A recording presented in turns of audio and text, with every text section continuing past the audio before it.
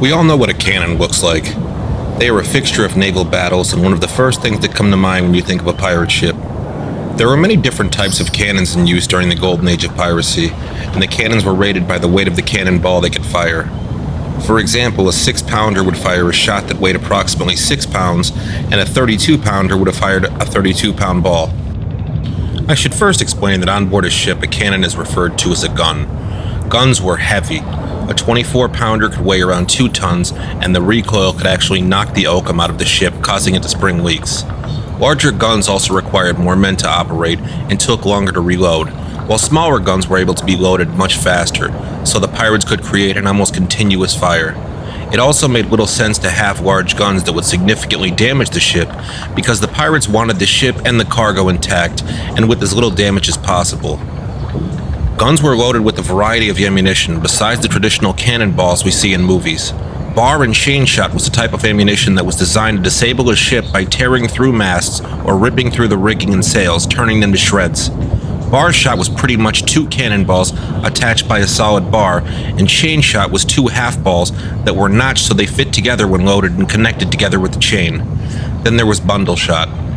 Bundle was similar to bar shot, but designed as an anti-personnel weapon. Short bars would be bundled together with rope, and once fired, the bars would spread apart. Graveshot was another anti-personnel ammunition that, more or less, turned a cannon into a giant shotgun. Iron balls, approximately 1 inch in diameter, were packed in bags and stacked between wooden discs.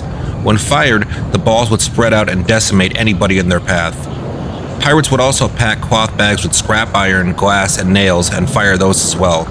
The wounds they produced would have been horrendous, and even if you survived, the possibility of removing the small bits from a body and avoiding infection would have been almost non-existent. Aside from cannons, there were swivel guns mounted on the rails of ships, which allowed the guns to rotate 360 degrees to aid in reloading and aiming. Swivel guns were smaller than cannons, with a barrel length between 4 and 7 feet and a bore of 1 to 2 inches. They were loaded with grapeshot or pellets, and in some cases with small stones or scrap iron. The guns were loaded just before action, but not mounted until the crew was in range.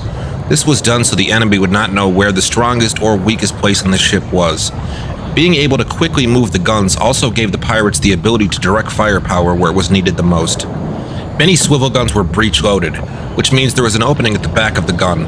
The ammunition was dropped in, pushed forward, and the powder was set behind it. You'd then close the breech and fill a tiny hole, called a touch hole, with a little more powder. The guns have a long pole behind them to help with moving and aiming the guns. If you're enjoying these videos, please like, subscribe, and hit that little bell to turn on notifications. That helps a lot with getting these videos suggested by YouTube to other people that might like them.